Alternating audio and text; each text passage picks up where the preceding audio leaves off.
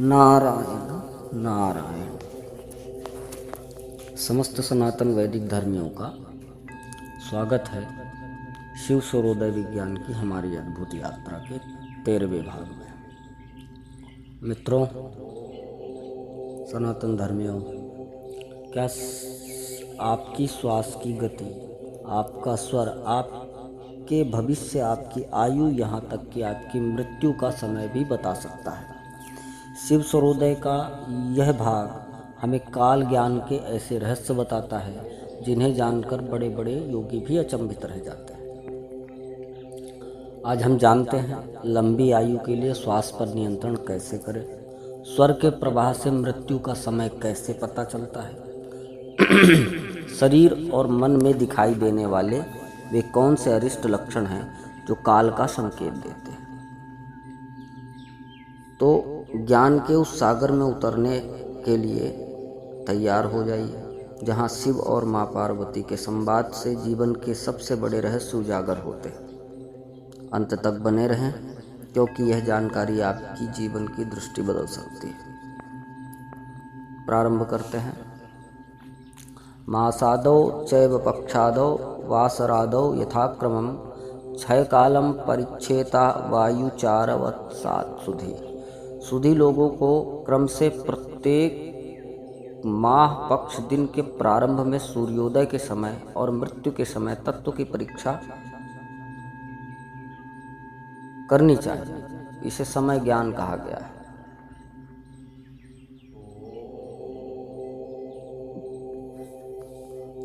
पंचभूतात्मकं दीपं शिव स्नेहेन सिंचितं रक्षेत सूर्यवातेन प्राणी जीवः स्थिरो भवेत्। इस भौतिक शरीर की रचना पंच महाभूतों से होती है और वह शिव रूपी प्राण से सिंचित होता है। सूर्य नाड़ी में प्राण का प्रवाह जीव की मृत्यु से रक्षा करता है, अर्थात शक्ति प्रदान करता है। इसलिए प्राण को इस पंचभूतात्मक शरीर में दीप कहा गया है। मारुतं बंधित्वा तु सूर्य बंध्यते यदि अभ्यासा जीवते जीवः सूर्य काले पिवंचितः। यदि सूर्य नाड़ी में प्राण को रोकने का अभ्यास किया जाए तो पिंगला नाड़ी शक्तिशाली होती है और व्यक्ति को लंबी आयु प्राप्त होती है। गगनात्स्रवते चंद्र काया पद्मं विकासयेत् कर्मयोग सदाभ्यासैर्मरः संसि संश्रयात्। इस कर्म योग के सदाभ्यास करके शरीर में स्थित सहस्त्रासार चक्र को विकसित करना चाहिए, क्योंकि इससे अमृत का स्राव होता है जो व्यक्ति को अमर बना देता है। शशांकं वारयिद्रातो दिवा वायोर्दिवाकरः इत्याभ्यासरतो नित्यं सा योगी नात्र संशया। जो व्यक्ति रात में चंद्र नाड़ी के प्रवाह को और दिन में सूर्य नाड़ी के प्रवाह को नियमित रूप से रोकता है वह निसंदेह योगी होता है। अहोरात्रं यदैकत्र वहते यस्य मारुतः तदा तस्य भवेन्मृतु संपूर्णे वत्सरत्रये। यदि किसी का एक ही स्वर दिन रात प्रवाहित होता रहे तो समझ जाना चाहिए कि 3 वर्ष में इसकी मृत्यु हो जाएगी। अहोरात्रं द्वयं यस्या पिंगलायां सदा गतिः तस्य वर्षद्वयं प्रोक्तं जीवितं तत्वेदिभिः। यदि किसी की पिंगला नाड़ी दहिना स्वर पूरी तरह दिन रात लगातार प्रवाहित हो तो समझना चाहिए कि उसके जीवन के केवल 2 वर्ष शेष बचे हैं।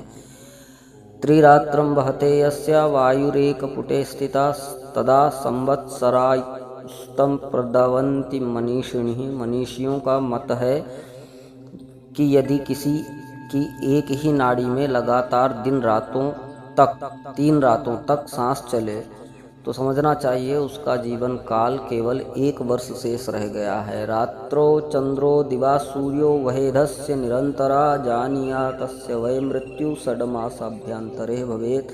यदि किसी व्यक्ति का बायां स्वर रात में तथा दाहिना स्वर दिन में लगातार प्रभावित हो रहा हो तो समझना चाहिए कि उसके जीवन के मात्र 6 माह शेष बचे। लक्ष्यं लक्ष्यति लक्षेण सलिले भानुर्यदा दृश्यते क्षीणो दक्षिण पश्चिमोत्तर पुरः षड्त्रिमाशत्कतः। मध्यच्छिद्र समुद्रमिदं भवेद सदिनं धूमाकुलं तदिने सर्वज्ञैरपि भविष्भाषितं मुनिर्वारैरायुः प्रमाण स्फुटम्। जल में सूर्य का प्रतिबिंब यदि किसी ओर से किसी को कटा फटा दिखे तो समझना चाहिए कि उसकी मृत्यु 1 से 6 माह के अंदर हो जाएगी। यदि सूर्य के प्रतिबिंब के बीच में छिद्र दिखे तो समझना चाहिए कि उसकी जिंदगी मात्र 10 दिन की है, और यदि प्रतिबिंब धूमिल दिखे तो उसी दिन उसकी मृत्यु निश्चित है। ऐसा सर्वज्ञ समय ज्ञानी ऋषियों का कथन है। दूतः रक्तकाशया कृष्णवासनो दंतच्छतो मुंडित स्थलेभ्यासरीरज्जुकरो दीनो श्रुतपूर्णतरः भस्मांगार कपालापाशमूशलिः सूर्यस्तमायाति यतः काली शून्य पदस्थितो गदयुतः कालनस्यादृता। यदि दूत प्रश्न करने वाला लाल, कसय, नारंगी अथवा काले रंग के वस्त्र धारण किए हुए हो, दांत टूटे हों, सिर का मुंडन कराए हो, शरीर में तेल पोते हुए हो अथवा उसके हाथ में रस्सी, राख, आग, नरमुंड चिमटा हो तथा सूर्यास्त के समय खाली स्वर की दिशा से वह आए तो उसी दिशा में बैठ जाए तो समझना चाहिए कि वह साक्षात यमराज है।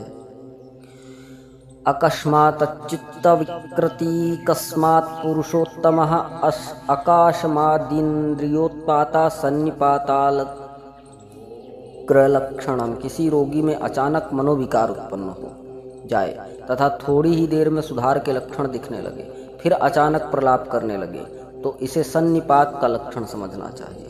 शरीरम शीतलम यस्या प्रकृति विकृता भवेत् तदारिष्टम समासेन व्यासस्तु निबोध में। उक्त अवस्था में उस व्यक्ति का शरीर शीतल होने लगे तथा उसकी अवस्था खराब होने लगे तो उसका अनिष्ट समझना चाहिए। उसे मैं विस्तार पूर्वक बताता हूँ। दुष्ट शब्देषु रमते शुद्ध शब्देषु चात्मनि पश्चातापो भवेद्यस्य तस्य मृत्युर्न संशया। यदि कोई व्यक्ति अपशब्द कहे और तुरंत थोड़ी देर में अपने अपशब्द पर पश्चाताप करने लगे तो उसे निस्संदेह उसकी मृत्यु हो जाती है, अचानक मृत्यु हो जाती है।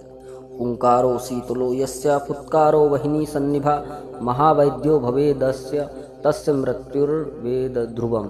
जिस व्यक्ति के अंदर जाने वाली श्वास शीतल हो और छोड़ी जाने वाली आग की भांति गर्म हो तो उसे मृत्यु से बड़ा चिकित्सक भी नहीं बचा सकता। जिह्वाम विष्णुपदम ध्रुवम सूर्यपदम सन्मात्रमंडलम एतान्येवमारुन्धति मृगतगुं शुक्रम ध्रुवम वायेक्षणम एतेस्वेकं स्फुटं न पुरुषः पश्येत् पुरः प्रेषिता सोऽवश्यं विशातीह कालबंधनम संवत्सरार्ध्रुवत्। जो व्यक्ति अपनी जीभ, आकाश, ध्रुव तारा, मात्रमंडल, अरुंधति, चंद्रमा अथवा शुक्र तारा प्रयास करने पर भी ना देख पाए तो 1 वर्ष के अंदर उसकी मृत्यु निश्चित है। आरश्मिबिम्बं सूर्यस्य वहने सीता सुमालिनः दृष्टवैकाशमाचार्युर्नरश्चोर्ध्वं न जीवति। यदि किसी व्यक्ति को सूर्य, चंद्रमा अथवा अग्नि के प्रकाश ना दिखाई दे तो समझना चाहिए कि उसका जीवन 11 माह से अधिक नहीं है। वाप्यम पुरुषीमा मूत्राणि सुवर्णम रजतम तथा प्रत्यक्षमाथवा स्वप्ने 10 मासन्य जीवति। यदि किसी व्यक्ति को जागृत अवस्था अथवा स्वप्न में बावड़ी या कुएं में सोना, चांदी, मूत्र या विष्ठा दिखाई दे तो उसकी आयु 10 माह से अधिक नहीं समझनी चाहिए। क्वाचित् पश्याति यो दीपं सुवर्णं श्याममेव वा विरूपाणि च भूतानि नवमासन्य जीवति। यदि किसी को सोने अथवा काले रंग का दीपक दिखाई दे और वस्तुएं अपने वास्तविक रूप में ना दिखकर विकृत रूप में दिखाई पड़े तो समझना चाहिए उसका जीवन 9 माह से अधिक नहीं है। स्थूलांगो अपि कृशोऽपि सहसा स्थूलत्वमालम्बते प्राप्तो वा कनक प्रभो यदि भवत्क्रु अपि कृष्णच्छवि शूरो भीरो सुधीर धर्मनिपुण शान्तविकारी पुमा नित्यैव प्राकृतिः प्रयाति चलनम मासाष्टकम जीवति। यदि किसी को मोटा व्यक्ति दुबला मोटा, श्याम वर्ण का गौर और गौर वर्ण का श्याम, सज्जन व्यक्ति दुर्जन, वीर व्यक्ति कायर, शांत व्यक्ति विकार से भरा दिखे तो समझना चाहिए कि उसकी आयु केवल 8 मास शेष है। पीड़ा भवेत् पाणितले च जिह्वामूले यथा स्याद्रुधिरं च कृष्णमं विद्वेन च ग्लायति यत्र दिष्टया जीवेन मानुष्यः स हि सप्तमाशकम्। जब किसी आदमी की हथेली अथवा जीभ के मूल में दर्द हो, उसके खून का रंग काला हो जाए एवं सुई चुभोने पर भी दर्द का अनुभव ना हो तो समझना चाहिए वह 7 महीने तक जीवित रहेगा। मध्यांगुलीनां त्रितयं न वक्रं रोगं विना शुष्यति यस्य कंठः मुहुर्मुहुः प्रश्नवासेन जड्यात् षडभि समासय प्रलयं प्रयाति। जब बिना बीमारी के किसी आदमी की बीच की 3 उंगलियां ना मुड़े, गला सूखे तथा किसी विषय पर लगातार बोलने पर भी उसे याद ना रहे तो उसकी 6 महीने में मृत्यु होती है। नायस्य स्मरणं किंचित् द्वितीयते स्थानाचर्मणि सोऽवश्यं पंचमे मासे स्कंधारूढ़ो भविष्यति। जब याददाश्त के नष्ट होने पर छाती के चमड़े पर किसी प्रकार की अनुभूति न होने के लक्षण दिखाई दे तो समझना चाहिए उस आदमी की मृत्यु 5वें महीने में होने का संभावना है। यस्य न स्फुरति ज्योति पीडयते नयनाद्वयं मरणं तस्य निर्दिष्टं चतुर्थे मासे निश्चितम। जब किसी आदमी को दिखाई ना दे और उसकी आंखों में दर्द हो तो उसकी मृत्यु 4थे महीने में निश्चित है। दंतांश्च वृषणो यस्य न किंचिदपि पीडयन्ते तृतीयमासोत्तवश्यम कालयज्ञा भवे नरः। जब किसी आदमी के दांत शून्य हो जाएं और अंडकोशों को दबाने पर दर्द का अनुभव ना हो तो 3रे महीने में उसकी मृत्यु अवश्य हो जाती है। नारायण नारायण, शंभो शंभो। शिव सूर्योदय विज्ञान का यह 13वां भाग था जिसमें मृत्यु से संबंधित भविष्यवाणी करने का विधान बताया गया। सावधानी पूर्वक इसके विषय को समझें, इसके प्रक्रिया को समझें और अभ्यास करें। सनातन के विज्ञान का चमत्कारिक प्रभाव, यह कोई मनगढ़ंत कथाएं नहीं है, यह वास्तविक विज्ञान है। इसे मेडिकल साइंस से भी आप प्रूव कर सकते हैं और बड़े बड़े अनुसंधानकर्ता हमारे साथ इन विषयों पर अनुसंधान कर भी रहे हैं।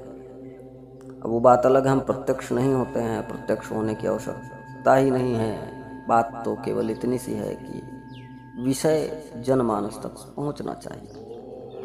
तो सनातन का वास्तविक ज्ञान जब जनमानस तक पहुंचता है तो सनातन के वास्तविक ज्ञान का प्रभाव इतना प्रभावशाली होता है, सकारात्मक होता है कि वह विभिन्न प्रकार के छल छद्म और पाखंड से बच जाता है और वह जीवन आत्मसंतुष्टि के भाव से जीता है।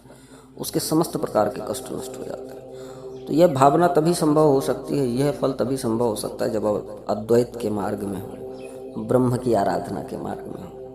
और वह ब्रह्म की आराधना एक सहज मार्ग है जिसमें आप जो कुछ भी करते हो और जो कुछ भी आपके द्वारा हो रहा है प्रत्यक्ष अप्रत्यक्ष भाव से, ज्ञान से अज्ञान से, वह सब ईश्वर की आराधना है। तो अद्वैत मार्ग की हम विस्तृत चर्चा आगे के ग्रंथों में करेंगे।